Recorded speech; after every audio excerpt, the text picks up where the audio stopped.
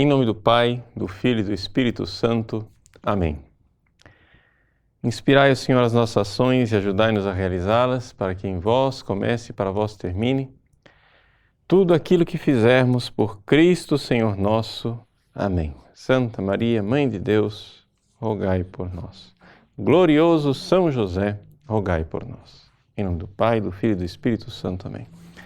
Muito bem, bem-vindos ao nosso programa ao vivo. E estamos aí na novena de São José, né? Nosso pai, patriarca, protetor da igreja, né? Aquele que cuidou da Sagrada Família. E nós gostaríamos de iniciar aqui, é quase que um tira-gosto de um curso que já faz tempo que eu gostaria de fazer para vocês. Um curso de Josefologia, ou seja, um curso a respeito da teologia de São José. Parece que não tem muita coisa para falar sobre São José, mas tem, graças a Deus, tem muita coisa para falar de São José. E eu gostaria aqui de apresentar para vocês, antes de tudo, né, aqui esse mundo enorme a respeito deste santo que os papas dizem com toda clareza. Depois da Virgem Maria, é o maior de todos os santos. E, no entanto, a gente não vê necessariamente as pessoas valorizando, não só na devoção, porque até na devoção popular São José está bastante valorizado, mas não vemos ele sendo valorizado na teologia e na espiritualidade, sobretudo.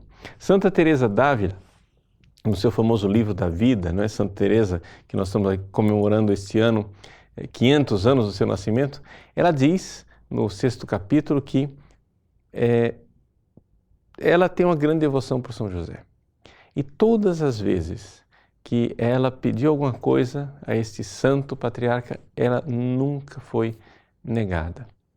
E não somente isso, a coisa mais impressionante que Santa Teresa d'Ávila diz a respeito de São José é que ele é o mestre da vida interior.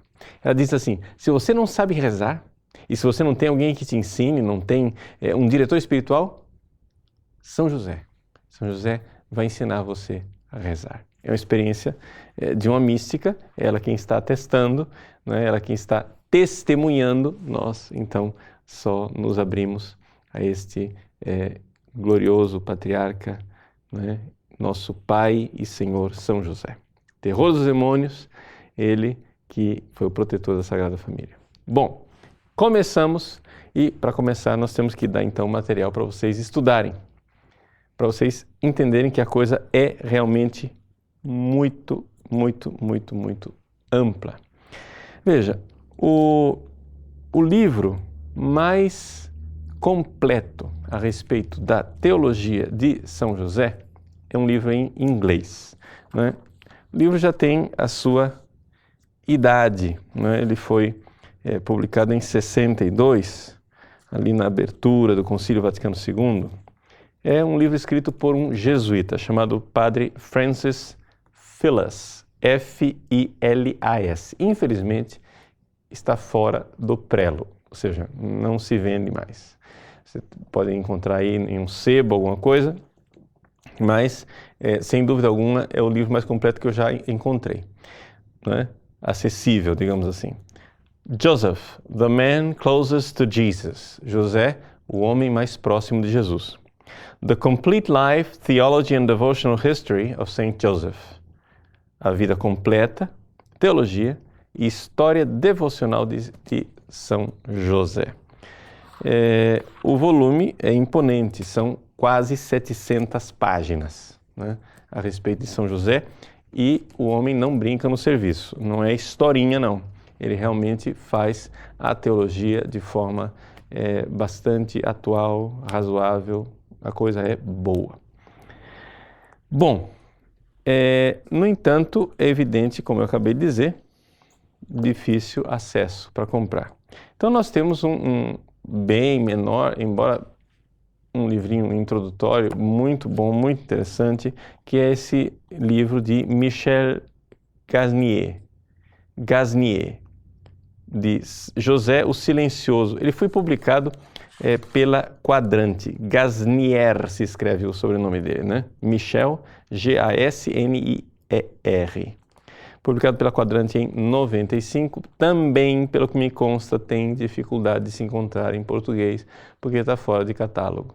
Mas, sei lá, na estante virtual, quem sabe vocês acham isso daqui. Calma, não desespere, tem alternativa. Se você sabe espanhol, né, ainda dá para comprar, né? Los Silencios de San José é o mesmo livro, só que em espanhol, e com uma facilidade. Para quem está habituado a ler no Kindle, né, tem gente que não consegue, mas eu, pelos ossos do ofício, tive que me habituar. Então, quem está acostumado a ler no Kindle, está à disposição no Kindle, né, pela Amazon, Los Silencios de San José. Tá bom? E tem 2 livros que são mais acessíveis, mas aí, digamos assim, já teologicamente, com alguns limites de, digamos assim, de data, de época. É o famoso livro do cardeal Lépicier, né? São José, esposo da Santíssima Virgem Maria, que foi publicado pela Eclésia. Então, a recente publicação da Eclésia. O livro é muito bom, muito interessante. Qual é o limite? Já aproveito esse livro aqui, então, para dizer qual é o limite. O problema é o seguinte. Vejam, como a Bíblia diz muito pouco de São José, a teologia de São José é uma teologia necessariamente dedutiva. Pega dados da tradição e aí você vai ter que fazer pesquisas históricas, arqueológicas, com que idade, por exemplo, São José se casou com a Virgem Maria. Aí você vai, faz as pesquisas, etc., e deduz, porque a Bíblia não nos diz. Problema. A tendência do cardeal Alexis Marie Lépicier, que é um homem muito virtuoso, muito bom, muito sábio, é deduzir demais. Ou seja, ele apresenta coisas que para ele são mais do que evidentes, mas que não são tão evidentes assim e que na teologia atual, digamos assim, se a gente enfatiza demais, cria mais divisão do que consenso. Por exemplo, a famosa história da Assunção de São José. São José morreu, ressuscitou e subiu aos céus, como a Virgem Maria? Ora, não temos um dado da tradição que realmente nos diga que isso aconteceu com São José. Então, se você fica enfatizando demais essas coisas, a pessoa que lê, principalmente quem é do século XXI, o século marcado pelos mestres da suspeita, né? Você termina dizendo, tudo bem, mas acho que ele está carregando nas tintas. Então, assim, não que o que ele diz seja errado. Não é errado. É a opinião teológica dele. Porque nós temos que diferenciar entre aquilo que é o dogma de fé e a teologia. E aqui nós estamos falando da teologia de São José, né? A reflexão teológica a respeito de São José. Então, a gente precisa de uma coisa talvez mais moderada, mais palatável, né, para as pessoas. Então, talvez não seja o caso das pessoas iniciarem por aí, porque pode achar que ele pega meio pesado nas conclusões dele. Em termos devocionais, né, tem esse famoso livro aqui de São Pedro Julião Eymar, não é, que publicado pela Formato, Livros de Formação, em coedição com a Eclésia, de Campinas, 2010, São José, Guardião Eucarístico, um mês com São José. É a parte devocional. Aqui nós temos, então, uma base, digamos assim, para bastante leitura. Agora, em português, eu encontrei aí disponível na internet um curso de Josefologia muito bom, muito equilibrado, bom, adequado. Gostei de ver, tá de parabéns. Um curso feito pelo padre José Antônio Bertolin, que é o Blato de São José. O padre José Antônio Bertolin, ele é o diretor do Centro de Espiritualidade Josefino-Mareliana. Os Oblatos de São José, que foram fundados, né, por São José Marello, foi um bispo, né, do século XIX. Eles então têm essa espiritualidade josefina de São José. Então, vocês encontram, né, uma página dessa espiritualidade josefino-mareliana, você encontra muita coisa, e também são duas páginas. Uma, né, sobre esse centro de espiritualidade josefino-mareliano, que nós estamos colocando aí o link para você, e uma outra página onde você tem lá as 100 questões a respeito de São José, que é um curso de Josefologia. Você vai encontrar também, na nossa equipe está colocando aí para você, o arquivo em Word, que você pode baixar, né? Mas eu aconselharia que você desse uma olhadinha lá no site mesmo, né? Então, o padre José Antônio Bertolin, ele é oblado de São José, trabalha no Santuário de São José, na Diocese de Apucarana, e gostaria já nesse programa de parabenizar e agradecer. Eu não conheço pessoalmente o padre José Antônio, mas os escritos dele são muito bons, muito equilibrados, adequados, assim, realmente inspiradores. Então, assim, tem lá, ao todo essas 100 questões a respeito de São José que ele trata, dá umas 125 páginas se você imprimir tudo. Então, aconselharia muito que você baixasse, imprima, encadernar e estudar. Se você quiser saber de Josefologia, né, é por aí um bom começo. Então, assim, em língua portuguesa, aquilo que a gente encontra tem o livro do Cardeal Lepessier com aquela contraindicação que eu coloquei, né?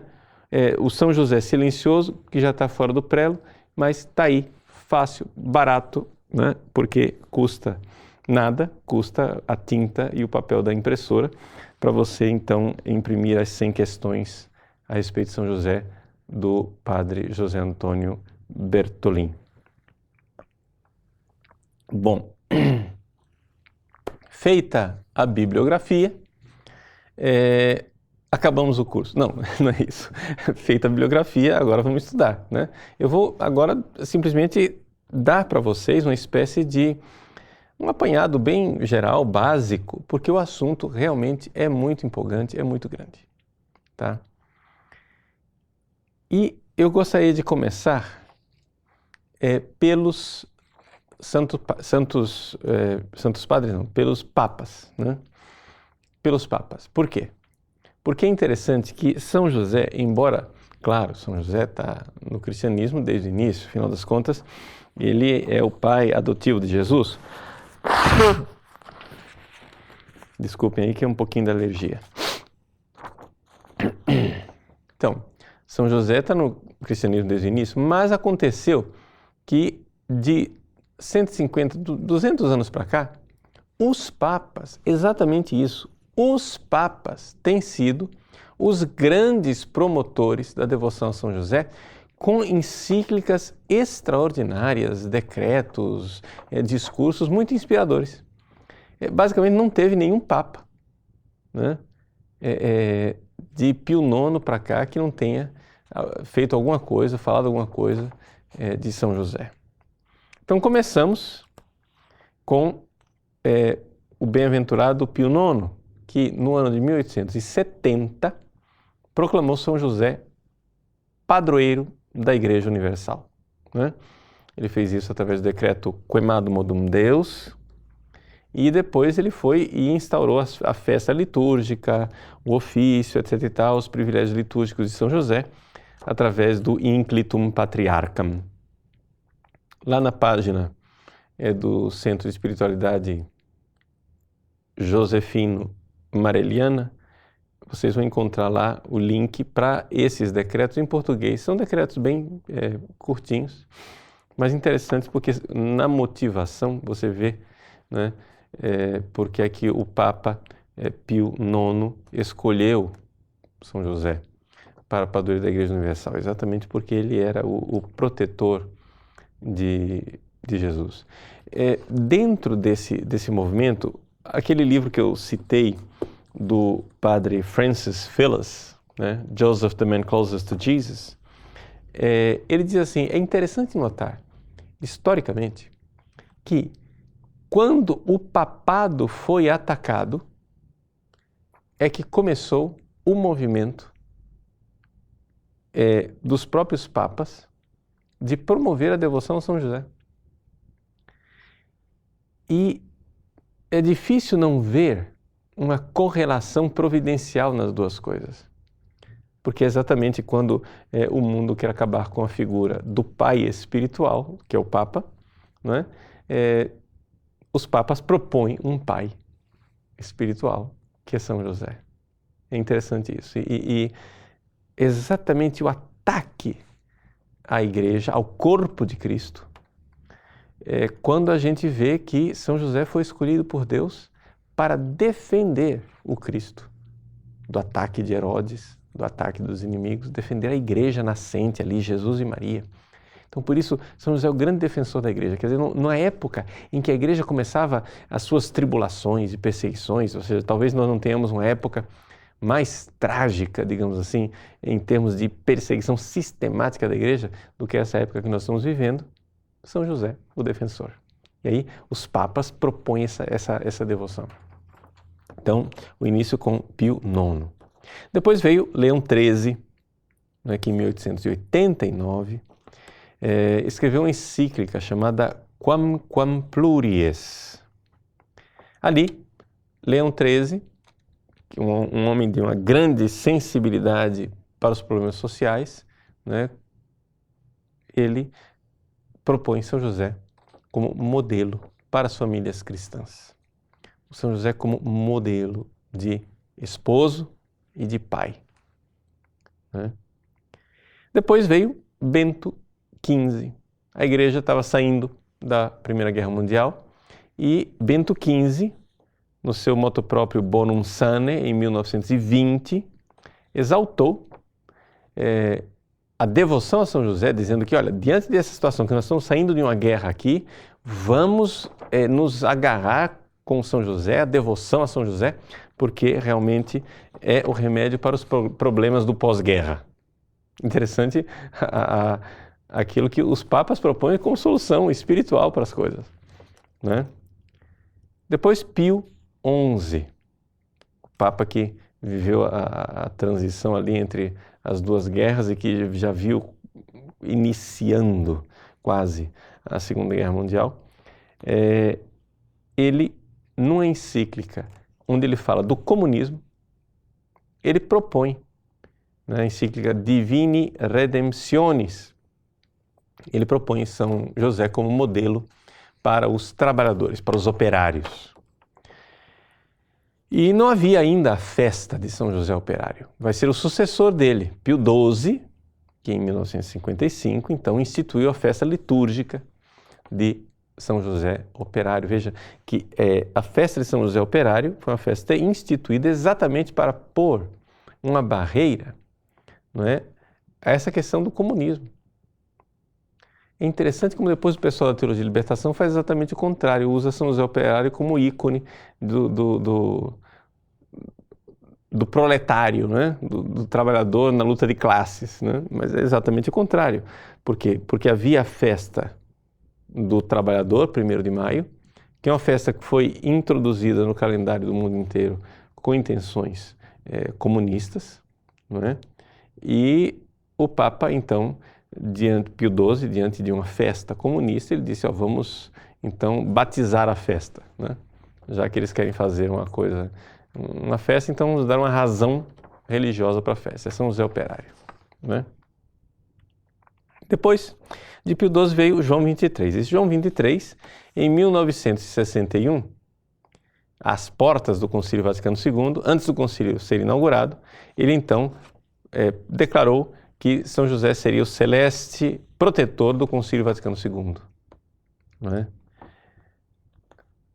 João Paulo II fez a sua famosa exortação apostólica Redentoris Custos, o guardião do Redentor, que é uma obra-prima também assim, é gostoso de ler até como espiritualidade a respeito de São José. E é interessante notar que, assim, os documentos de João Paulo II eram documentos, assim, às vezes bem elaborados, com contribuição de muitas pessoas. Mas a Redentores Custos parece que teve boas partes que foram totalmente da pena diretamente de João Paulo II.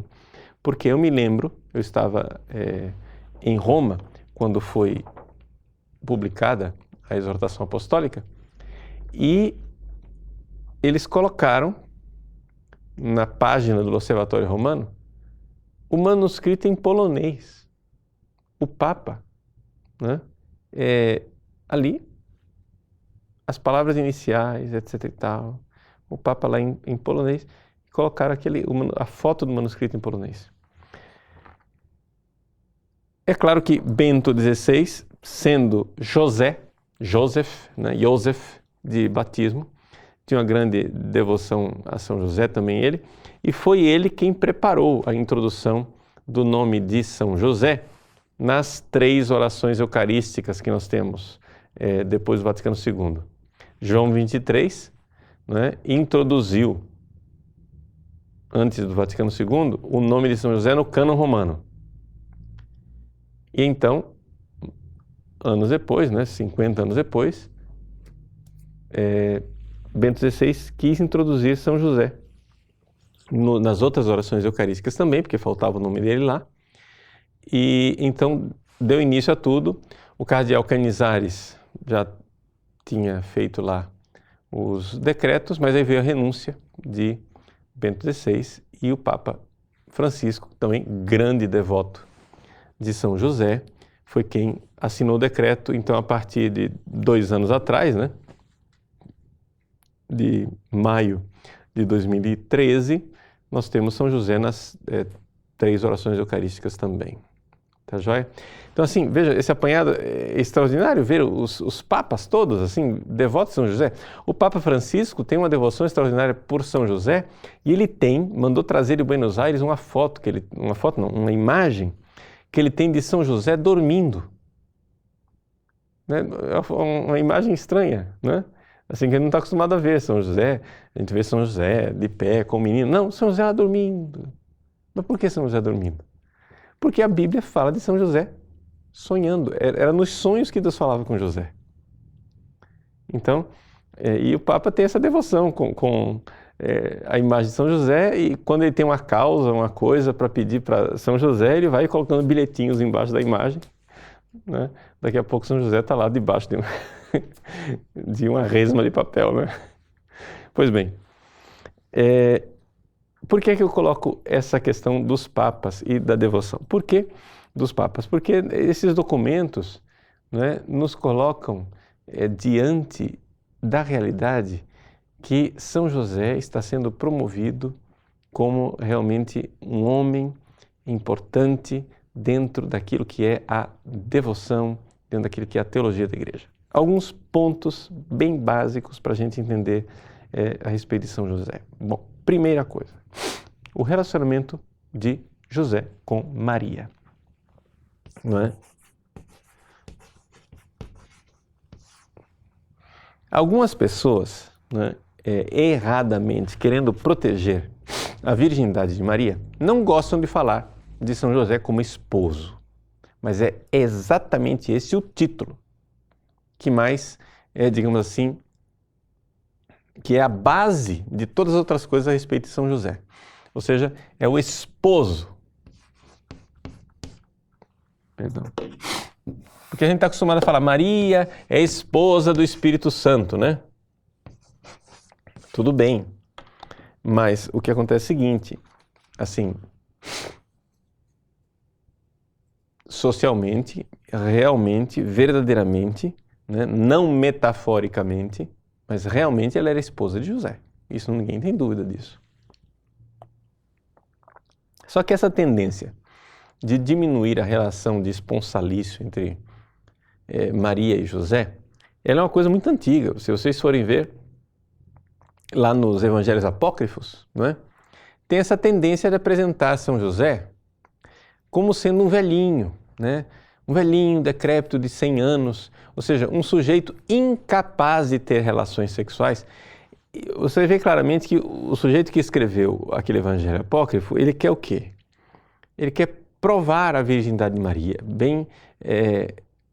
ele tem boas intenções, né, para provar a virgindade de Maria. No entanto, o padre José Antônio Bertolin, ele argumenta, dizendo assim, veja, ele traz os argumentos que foram surgindo a partir do século XIV, dizendo o seguinte, bom, se São José era um velho decrépito, então, incapaz de gerar um filho, então não adiantou nada.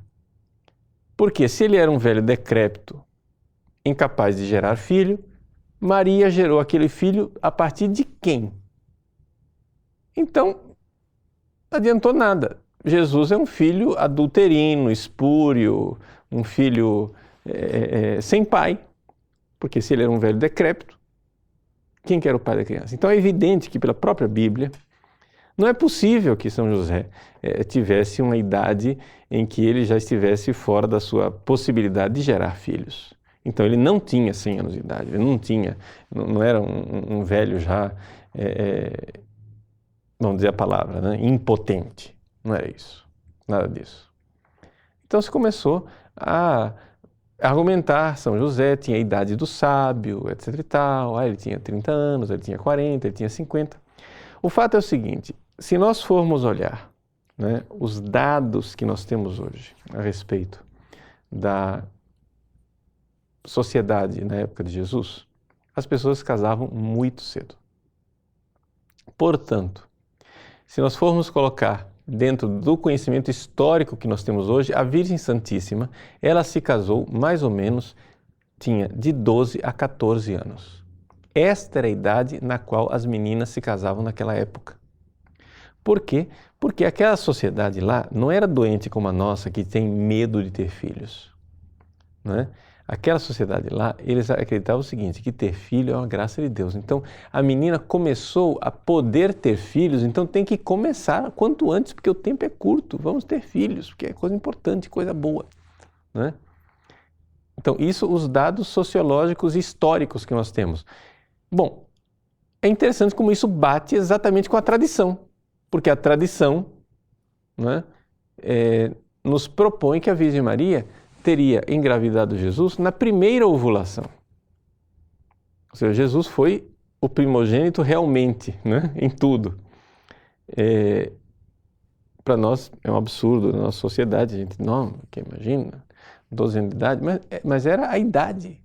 Por quê? Porque não pense que o casalzinho de jovenzinhos ficava abandonado. Era uma sociedade onde o conceito de família não era o conceito restrito do casal. Porque hoje em dia o casalzinho casa e pronto.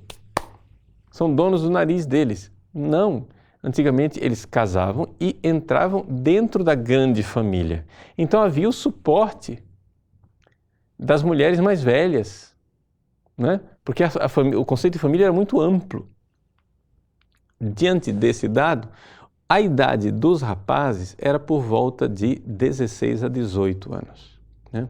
Padre Bertolin fala de 18 a 20, mas eu encontrei outros dados de um autor, não me recordo aqui o nome específico, mas é um estudioso de patrologia, né, no Agostiniano lá de Roma, e ele argumenta o casamento por volta dos 16 a 18. Então, se nós imaginarmos esse casal joveníssimo, né, ou seja, Maria com 12, José com seus 16, um jovem capaz de fazer exatamente aquilo que era a missão que Deus tinha dado para ele, ou seja, proteger. Ele tinha forças físicas para proteger aquela família que estava começando lá. Mas não somente físicas. José foi agraciado por isto. E por que é que nós podemos deduzir as grandes graças que tinha São José? Porque acontece o seguinte, veja, quando você vai fazer, você tem, vamos supor, algo para guardar. Eu vou guardar o meu carrinho de pipocas, né? Então tudo bem, você pode passar uma corrente, colocar um cachorrinho ali que cuida, você não precisa de um grande aparato para guardar um carrinho de pipoca, afinal de contas um carrinho de pipoca não vale muita coisa. Mas se você vai guardar o banco central, onde é produzida a moeda do país, bom, aí você precisa, né, de um exército, precisa de uma coisa assim potente. Bom, Deus vai e entrega a guarda, né? Título da exortação de João Paulo II, Redemptoris Custos. Custos quer dizer o guardião do Redentor.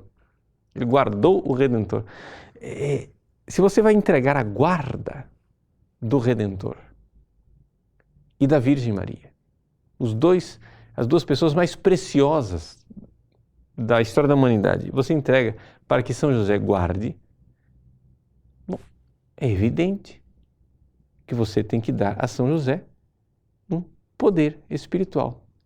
Por isso São José é sim poderoso espiritualmente, porque ele tinha uma missão espiritual. Ele recebeu essa missão. E portanto, quando Deus dá a missão, ele dá as graças para cumprir a missão. E é por isso que São José é conhecido como terror dos demônios. São José é terror dos demônios por quê? Porque ele realmente, como esposo da Virgem Maria, é pai adotivo, né, de nosso Senhor Jesus Cristo, tinha uma missão de guardar aquela família. Né? Então, veja só. Mas tudo nasce onde? Aqui. Desse título. De esposo. Né? É importante a gente notar que dizer que São José é esposo da Virgem Maria não põe nenhum risco na virgindade de Nossa Senhora e nem na virgindade de São José, porque também tem essa outra história de que São José seria um viúvo, que teve muitos filhos, etc. e tal. Mas a Igreja, né, aquilo que a gente vê na tradição é mais forte, a Igreja olha São José como sendo o castíssimo esposo da Virgem Maria. E é por isso que as imagens de São José, elas são tanto os ícones orientais como as imagens ocidentais, trazem São José com um lírio. É a pureza virginal. Você vai dizer, mas padre, pera lá, então esse casamento não era de verdade? Porque se ele não tinha sexo, então o casamento não era de verdade. Veja, não é nisto que consiste o casamento. E inclusive isto serve como modelo para os casais. Porque é importante que os casais se amem espiritualmente, não é? Tenham um verdadeiro amor, uma verdadeira ternura um pelo outro. E que aqui eles realmente possam expressar este amor espiritualmente antes de expressá-lo no ato sexual. Você que é namorado, namorada, mude o seu conceito de namoro. O conceito que a sociedade pagã tem de namoro é que namoro é diversão, é um parque de diversões, é uma montanha-russa. Oh, vamos lá, divertir. Mas não é isso que é o namoro. Você quer namorar? Então converse muito com a sua namorada. Vocês têm que ter uma comunhão de almas. E a gente vê o grande afeto, o grande amor que José tinha por Maria. Como que a gente sabe disso? Quando ele descobre que Maria estava grávida. Veja, essa história do casamento entre José e Maria é uma coisa fácil de explicar e hoje comprovado pelos estudos históricos que a gente tem daquela época. O que acontecia era o seguinte, para um casal se casar lá na época de Jesus, o que é que havia? Havia o seguinte, havia a grande família, né? Os pais apontavam quem ia casar com quem. A coisa era, digamos assim, o casamento não era o espontaneísmo de hoje. Não, você casa com fulano. Então, era uma sociedade patriarcal. O homem, então, o rapaz, São José no caso, não é?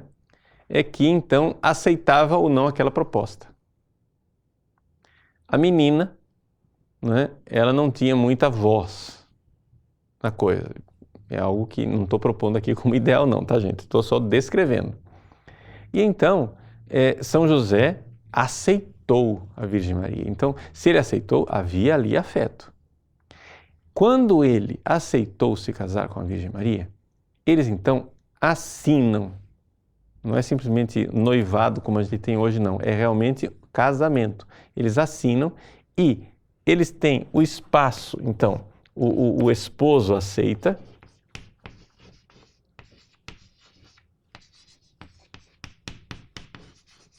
Aí tem o espaço de 1 ano para eles conviverem. Um prazo de 1 ano antes deles conviverem. Então eles ficam este 1 ano. Foi neste 1 ano que Maria engravidou de Deus, de uma intervenção do Espírito Santo, não tem nada, não houve sexo nenhum, um grande milagre. O pessoal diz assim, mas como? Um negócio desse, como que é possível uma mulher, não é, engravidar sem intervenção de um homem? Bom, o milagre maior ainda é Deus se fazer homem. Então, aqui, uma criança aparecer na barriga de uma mulher é um milagre. Mas Deus se fazer homem é mais do que um milagre, é um mistério. Né? Existe uma diferença entre milagre e mistério. Milagre, você não sabe como aconteceu, mas você sabe o que aconteceu. Né? Que você não sabe como aquela criança foi para lá, mas você sabe o que é uma criança. Agora, o que é Deus se fazer homem? A gente não sabe. Ou seja, o mistério é mais do que milagre, porque a gente não somente não sabe como aconteceu, a gente não sabe nem direito o que aconteceu. Deus se fazer homem, como é que é isso? A gente fica meio na penumbra. Né? Assim, vê, mas não vê. Bom, aí teve esse 1 ano. Nesse tempo de 1 ano, aqui é que vem o grande amor de São José por Maria. Ele podia tranquilamente ter dito, puxa vida, ela engravidou, não fui eu sei que não fui eu vou denunciá-la para que ela seja apedrejada. Mas a Escritura diz que São José era um homem justo. Você sabe o que é que faz um justo? O justo, quando ele não sabe, ele não julga. Ele não sabe. Maria está dizendo, e ele tinha afeto por Maria, ele confiava na Virgem Santíssima. Entende? Quando um homem é justo, ele não fica vendo maldade nos outros. Quando um homem é justo, ele vê o coração da outra pessoa. Pois bem, quando ele sabia que ela não mente. Ora, ela não mente. Se ela não mente, ela engravidou. E ela está dizendo que não foi intervenção de homem. Então ele ficou perplexo. Ou seja, ele não julgou. E por isso, porque ele não tinha uma explicação para aquilo que estava acontecendo, então, esse homem, perplexo diante daquela realidade, sendo justo, não julgou. E a prova de que não julgou é que não mandou apedrejar. Ele suspendeu o juízo e resolveu abandoná-la em segredo, porque ali havia um mistério maior do que a capacidade dele entender. E no sonho, então, José recebe a revelação. Vejam que é interessante que a Bíblia, né, nos apresenta São José realmente como silencioso. Né? Por quê? Porque existem várias passagens da Bíblia que Maria fala alguma coisa. Eis aqui a serva do Senhor, a minha alma engrandece o Senhor, etc. Mas não existe nenhuma passagem bíblica que diga, e então José disse. Então José falou. Não tem. Né? Simplesmente não acontece. Então, se não tem isto, José é o silencioso. Mas não tem a palavra de José, mas o que é que tem de José? José tem o sonho. É interessante que no Novo Testamento a palavra sonhar aparece muito poucas vezes e mais da metade delas é atribuída a José. José, o sonhador. Como José, o patriarca lá do Egito, né? O filho de Jacó, que também sonhava. Nos documentos papais modernos, nós temos Quemad Modum Deus, de Pio IX, né? Eu devia ter impresso aqui, aí o tempo não imprimi em português, mas ele diz assim, vou tentar traduzir aqui a queima-roupa, né, direto. Assim como Deus Todo-Poderoso apresentou José, filho do patriarca Jacó, e o colocou sobre todas as terras do Egito, e lhe deu o trigo, o alimento para o povo, para que na plenitude assim também, na plenitude dos tempos, Deus, né, quando devia enviar à terra o seu filho unigênito, o Salvador do mundo, escolheu um outro José, que era, do qual o primeiro José foi somente tipo, né, a figura, ao qual ele fez senhor e chefe de sua casa e dos seus bens, como guardião dos seus maiores tesouros.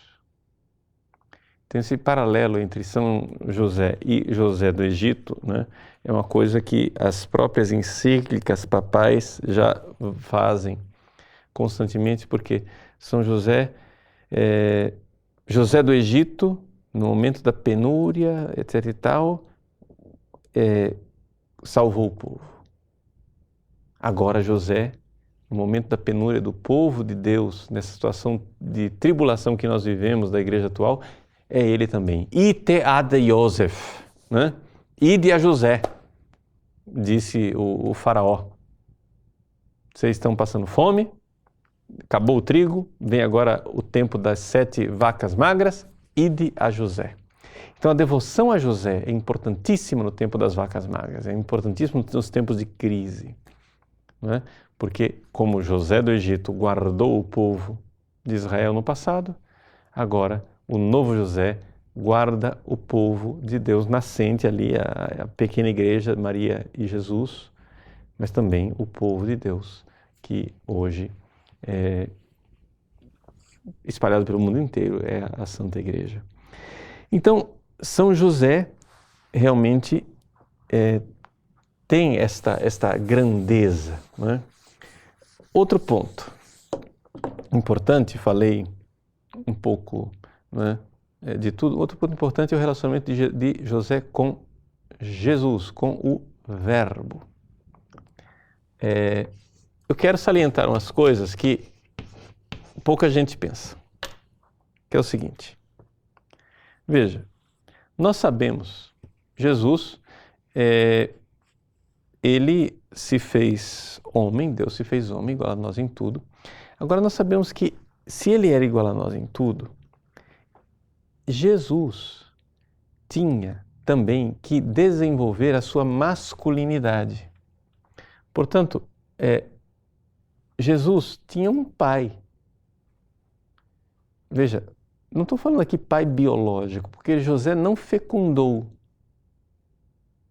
Ele não é o pai biológico de Jesus. Mas acontece que uma criança, para crescer harmonicamente, ela precisa de um pai e de uma mãe.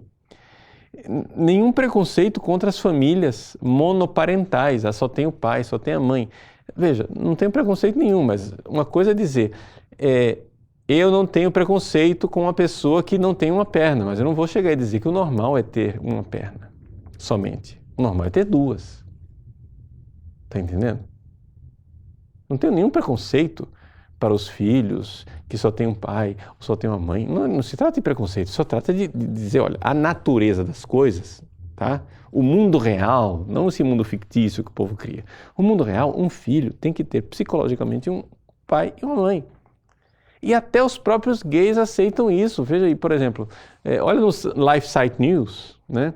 Saiu aí um abaixo-assinado defendendo os dois, acho que, não sei como é que esse pessoal que da moda, né? Como é que chama?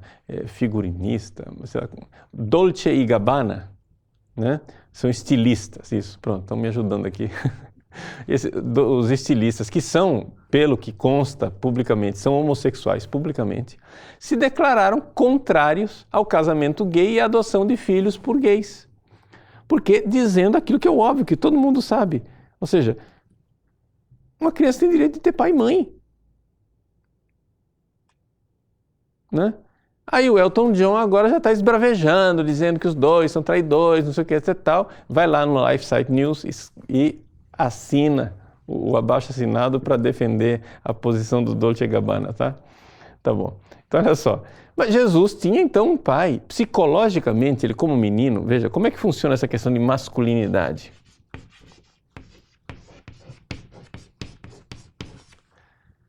Não é? A criança, ela nasce, seja homem, seja mulher, nasce mais unida à mãe, porque é a mãe que tem o útero, é a mãe que dá o colo, é a mãe que amamenta. Não é? Isso não é um preconceito, uma construção social. Não é? A não ser que as mulheres venham agora me dizer que os seus seios são uma construção social. Eu acho que não.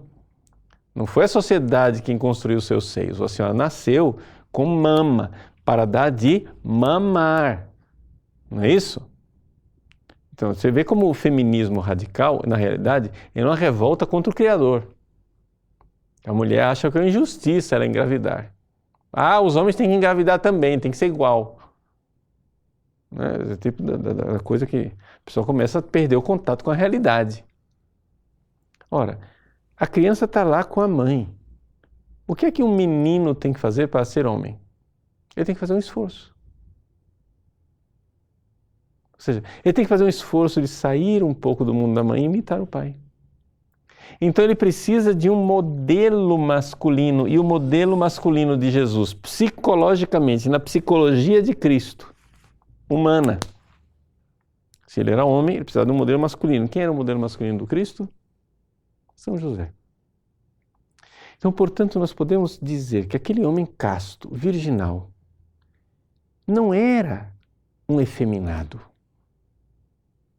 Às vezes me dá um certo desgosto de ver umas imagens de São José, assim, essas tentativas de explicar a pureza de São José, ou porque era um velho e não dava mais conta, ou então porque, me desculpa falar, né? Não quero dizer bobagem, mas era efeminado, entendeu? Não era viril. Mas pela madrugada, que bobagem é essa? Quer dizer que o cara, a pureza é sinônimo de feminino e o masculino não pode ser puro? Mas é exatamente o contrário. Não é? Olha o Cristo crucificado. Não existe nada mais viril do que o Cristo crucificado. Um Cristo sem cruz é um Cristo efeminado, né? É o Cristinho, dos olhos lânguidos assim, né? Meio Zeffirelli, né? O Cristo de Zeffirelli, um negócio assim. Então, Cristo crucificado é muito másculo. Onde é que veio, né, essa realidade, essa capacidade de pegar o chicote no templo, ser viril, de proteger a casa do Pai, o zelo da casa do meu Pai me consome, né? São José. Então vejam que a masculinidade, a virilidade, ela não é algo que não orna com a castidade, é exatamente o contrário. O verdadeiro homem não usa a mulher, não, o verdadeiro homem, existe uma coisa que é importante que a gente aprende na infância. Por exemplo, quando o homem mais velho está com a criança, o menino, mas assim, o filho está lá, e o homem mais velho que tem força muscular está brigando com a criança, o que é que a criança está aprendendo ali? Está aprendendo que aquele homem muito mais forte sabe conter a sua força para não machucá-lo. Então, você está lá brincando de soquinho, etc e tal, de repente a criança vai e dá um murro forte para machucar. O homem mais velho diz, não faça isso, e faz ela sentir que ele tem força, que ele está controlando para não machucar, e que a criança que está se desenvolvendo, aquele menino que está se desenvolvendo, né, cheio de testosterona, agitado, etc e tal, tem que também controlar a sua força. Isso é uma das capacidades, uma das realidades assim, mais masculinas, essa capacidade de ter força, mas saber contê-la para proteger a mulher, para não machucá-la. Faz parte do cavalheirismo, mas faz parte também do cavaleiro. Não somente o cavalheiro, mas o cavaleiro cristão medieval, que vai lá e sabe dar a vida para salvar a sua família. Mas é também o cavalheiro, o homem gentil, que sabe também dar lugar para a mulher sentar, sabe protegê-la para que ela não ande na beira da calçada, mas ande resguardada, dá a possibilidade, desce na escada por primeiro, não é? Na frente dela, para que se ela cair, ele a segura.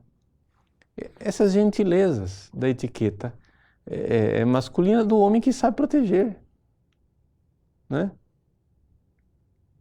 Então, essa realidade do masculino, que foi Jesus também, né, aprendeu isso de José. Mas, teologicamente falando, eu estou fazendo assim, estou pincelando, dando pinceladas, coisas interessantes a respeito de São José, mas não estou assim aprofundando sistematicamente, teologicamente, como eu deveria. Mas o relacionamento de São José com o Verbo encarnado, com Jesus, é daí que brota todos os privilégios de São José. Por quê? Porque, afinal das contas, José é a única criatura neste mundo que recebeu um título que só pertence propriamente a Deus, né? O Papa Bento XVI, quando foi ao Camerun, ele fez um discurso lá falando aos sacerdotes e falou de São José. E quando ele falou de São José, ele disse assim, olha, está escrito na Sagrada Escritura, a ninguém chameis de pai, a não ser o Pai do céu. Mas é exatamente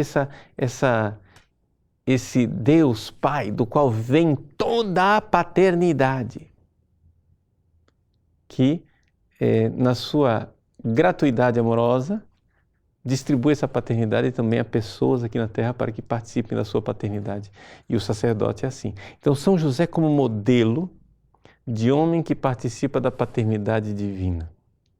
Porque ele é o homem que, por antonomasia, recebeu o título de pai de Jesus. E Jesus chamava José de pai. E a prova de que Jesus chamava José de pai é que no Evangelho de Lucas, quando Jesus se perde no templo, a Virgem Santíssima olha para Jesus e diz, eu e o teu pai te procurávamos. E aí Jesus responde, não sabias que devo estar na casa do meu pai com P maiúsculo? Então ali a gente vê que existe o pai verdadeiro, que é o pai do céu, e aquele pai, né, que cumpria a função de pai, derivada, né? Então, assim, essa realidade de servir ao Cristo. Como São José tem os seus privilégios que derivam do Verbo encarnado para servir o Cristo. E exatamente essa relação de São José com Maria, essa relação de José com Jesus, é que gera a relação de José com a Igreja. Né? Nós, Igreja, podemos então confiar em São José, exatamente porque nós somos o corpo de Cristo, ele recebeu a missão. Uma vez que Deus dá uma missão, ele não retira. São José no céu continua protegendo o corpo de Cristo, que é a Igreja. Por isso ele é o patrono da Igreja Universal, da Igreja do mundo inteiro. Né? Um último ponto para a gente tratar as coisas por inteiro, não é? É a questão de vermos que José também teve uma morte maravilhosa. Nós sabemos que São José morreu antes do início da vida pública de Jesus. Porque durante a vida pública de Jesus se refere a José simplesmente como uma memória, é o filho do carpinteiro. E até lembram isso com um certo desprezo. Mas isso significa que José era famoso, era conhecido. Jesus, como todo filho, se definia a partir do pai, né? É o filho de fulano, né? Yeshua ben Yosef era o nome dele, era Jesus, filho de José. Ou Bar Yosef em aramaico, né? Ben em hebraico, Bar em aramaico. E Jesus, então, acompanhou José na sua morte, já que na época da vida pública Jesus já não tinha mais José.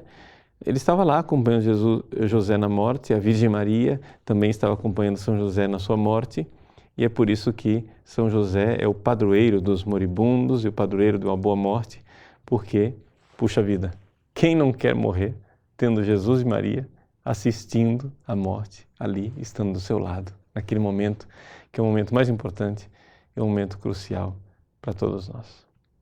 Então, assim, um apanhado geral de São José, né? Tratamos muitas coisas, tratamos rapidamente, as coisas podem ser tratadas com mais sistematicidade. Quem sabe um dia, tendo possibilidade, a gente faz um curso de josefologia mais extenso, né? Mas por enquanto fica esse pontapé, esse convite, para que você realmente alimente a sua devoção a São José, mas alimente teologicamente, alimente da verdade, a partir da verdade, tá bom?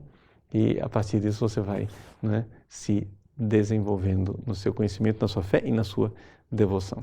Vamos fazer um brevíssimo intervalo para ter pelo menos uns 10 minutinhos aí para responder as suas perguntas, caso você tenha alguma dúvida, tá bom? A gente volta já já. Muito bem, voltamos aqui para tentar responder alguma coisa que vocês apresentem a respeito de São José. Devo confessar para vocês que eu não, assim, algumas perguntas são bem específicas e eu teria que realmente, para respondê-las, teria que pesquisar, né? Porque, embora tenha esse material todo de leitura aí, eu li boa parte dele, mas assim, querer guardar tudo na cabeça, a gente precisaria realmente fazer o curso e eu me preparar para ministrar esse curso. Eu estou mais aqui como animador de uma espiritualidade josefina e de uma teologia de São José do que como um especialista. Bom, então vamos lá. Anderson Braz, Padre Paulo Ricardo, já vi teólogo dizendo que quando os mortos ressuscitaram, logo após Jesus ser crucificado e morto, São José ressuscitou também. O que dizer sobre isto? Então veja, de fato, Anderson, existe esta tese. Como eu lhe disse, quando a gente falava do livro do Cardeal Lepessier, né, eu disse, são deduções, não é? Ou seja, que São José então teria ressuscitado e subido aos céus. E qual é o maior argumento a respeito desta hipótese de que São José ressuscitou? Bom, o maior argumento que, pelo menos a mim, é o mais convincente, digamos assim, embora eu ainda esteja em suspensão de juízo, eu não tenho uma posição pessoal sobre isso, se São José ressuscitou ou não ressuscitou. Eu vejo que tem as duas hipóteses, as duas me parecem razoáveis. Mas, ou seja, primeiro é razoável que ele tenha morrido, pronto, acabou, né? Por quê? Porque a gente nunca ouviu falar dessas coisas, de que São José ressuscitou. Não existe dogma disso. Embora o Oriente, né, tenha acolhido essa realidade da ressurreição e a assunção de São José. Mas aqui no Ocidente é uma coisa que raramente se ouve falar. Só quando eu fui estudar josefologia que eu comecei que eu ouvi falar pela primeira vez. Nossa, nunca ouvi falar que São José ressuscitou. Então o Cardeal Lepessier, ele fala da possibilidade de São José ter ressuscitado e o argumento mais convincente é a ausência do túmulo de São José. Cadê? Ou seja, como é possível que a igreja que venera o túmulo dos apóstolos, de todos os santos, né? Nós cristãos veneramos os túmulos. E São José? Cadê o túmulo de São José? Cadê as relíquias de São José? Né? Então, assim, é um argumento considerável. Dá para formar um juízo? Bom, eu pelo menos não formei ainda. Mas a gente sabe que tem essas duas teses, essas duas hipóteses. Douglas Moreno, padre, sua bênção. Hoje, como um noivo pode ser um São José para sua futura esposa? Poderia comentar? Então, veja só. O seguinte, Douglas. Como ser um São José? A primeira coisa, veja, o que é que São José mais ama Maria? É que acontece o seguinte, veja. Quando Deus faz um sacramento, Ele fez o matrimônio virar sacramento. Se é sacramento, o que acontece é o seguinte, é que aquele amor humano, natural, ele precisa ser elevado também. Se o matrimônio natural foi elevado em sacramento, então a realidade do amor precisa ser elevado em caridade. E o que é a caridade? A caridade é uma espécie de amor, e é o amor por excelência, que é o amor em Cristo, o amor em Deus. Então, quando São José olhava para Maria, o que certamente fazia com que ele a amasse muito mais do que... Vejam, São José amava a Virgem Maria mais do que qualquer esposo jamais amou uma esposa em toda a história da humanidade. Por quê? Primeiro, porque a esposa a ser amada era santíssima. E o esposo que ama também era um santo, né? Que é o maior de todos os santos abaixo da Virgem Maria. Portanto, o amor dele tem que ser um amor superlativo, não é amorzinho, não. Ora, esse amor de São José por Maria significa o seguinte, que ele a amava por causa da presença de Deus nela, por causa da graça divina, não é? Então, as pessoas têm a impressão seguinte, que se eu amo a minha mulher por causa de Deus, então eu amo a minha mulher menos do que amaria se amasse nela mesma. É o contrário. Se você ama sua mulher tirando Deus da história, você ama muito pouco sua mulher. Não é? Por quê? Quando você ama um rio e corta o rio da fonte, o rio seca. Se você ama o rio, você tem que querer que ele esteja ligado na fonte. Então, assim, Deus está lá.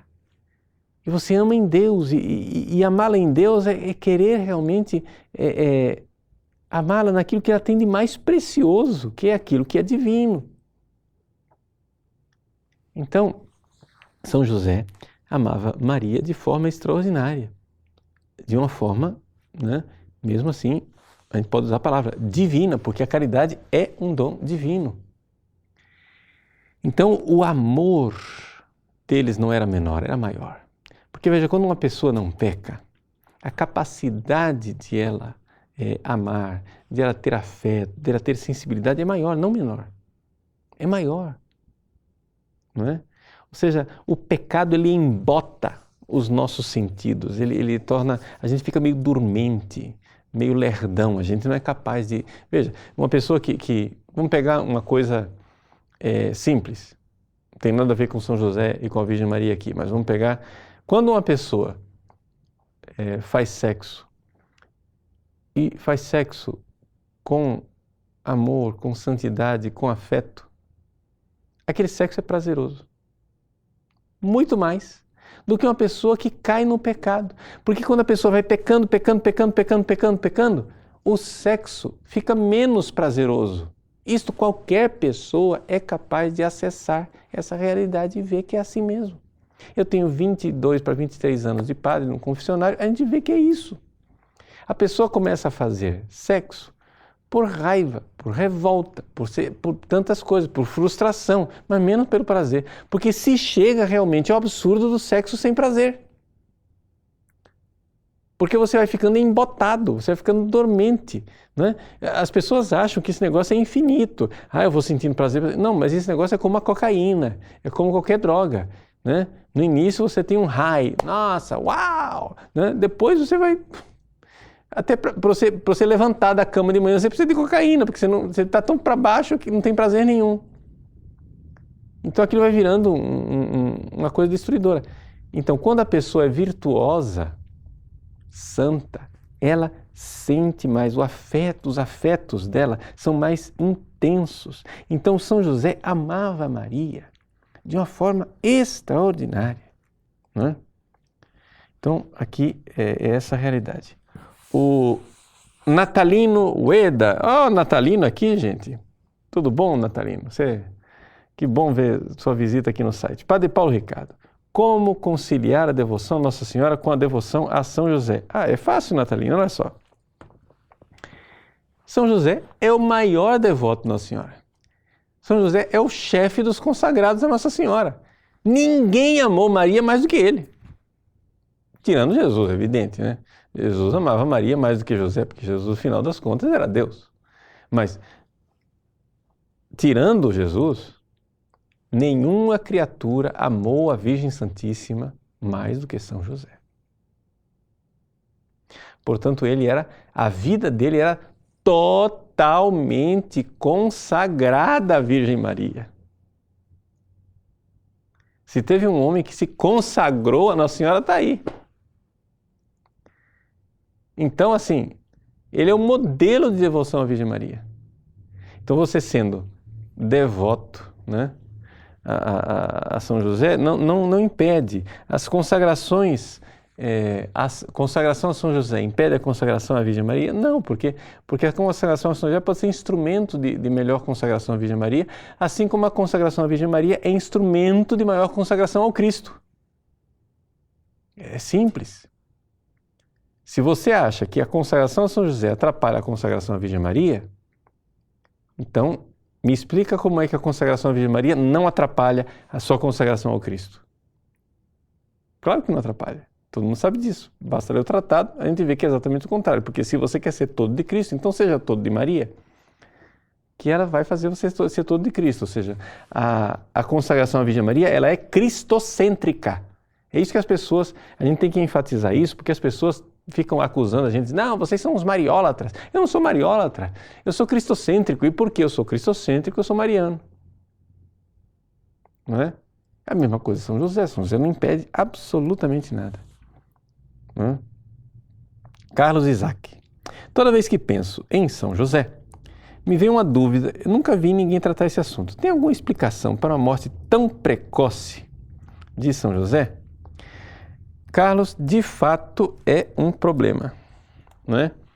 Ou seja, qual teria sido a causa da morte de São José dentro do desígnio divino? E aí as teses, as teorias, as hipóteses, etc., não é? Elas são muitas. O fato é o seguinte, não é? Existe alguma providência divina, alguma realidade, digamos assim, dentro do desígnio salvífico de Deus para a morte precoce de São José. Aí nós podemos indagar teologicamente. Uma é a vivência da morte dentro da família, como uma vivência, assim, Jesus que foi igual a nós em tudo e viveu tudo, o que não é assumido não é redimido, então essa vivência da morte dentro da família. Também o fato, a vivência do desamparo de Nossa Senhora, ou seja, a entrega de Jesus, quando Jesus na cruz entrega a sua mãe Maria, ali a João, ali está evidente duas coisas. Primeiro, São José já tinha morrido, porque senão ele não precisava entregar Maria a João. Segunda coisa, Jesus era o único filho de Maria. Porque você não entrega a sua mãe a outra pessoa se você tem um irmão para cuidar. A prova da virgindade de Nossa Senhora é João 19. né? Então, mas esse sacrifício da entrega de Jesus, da sua própria mãe também, desamparada ali. Então, tudo isso, assim, pode especular, né? São pensamentos teológicos que, no entanto, a gente não tem toda a certeza daquilo que realmente aconteceu. Tá bom? Foi bom estarmos juntos, refletirmos nessa noite a respeito de São José. Quem sabe, dentro em breve, nós teremos um curso de Josefologia no nosso site para complementar, né? Mas antes disso, nós vamos ter que fazer um curso mais urgente, que é o curso de Mariologia, né? Então, assim, está na lista, está na lista dos cursos necessários, tá bom? Deus abençoe, né? Na semana que vem a gente se encontra, se Deus quiser, para mais um programa ao vivo. Rezemos pelo nosso país, nesses momentos tão delicados de manifestações, etc. Que Nossa Senhora Aparecida, São José, abençoe a nossa nação e abençoe a todos nós. Em nome do Pai, do Filho e do Espírito Santo. Amém.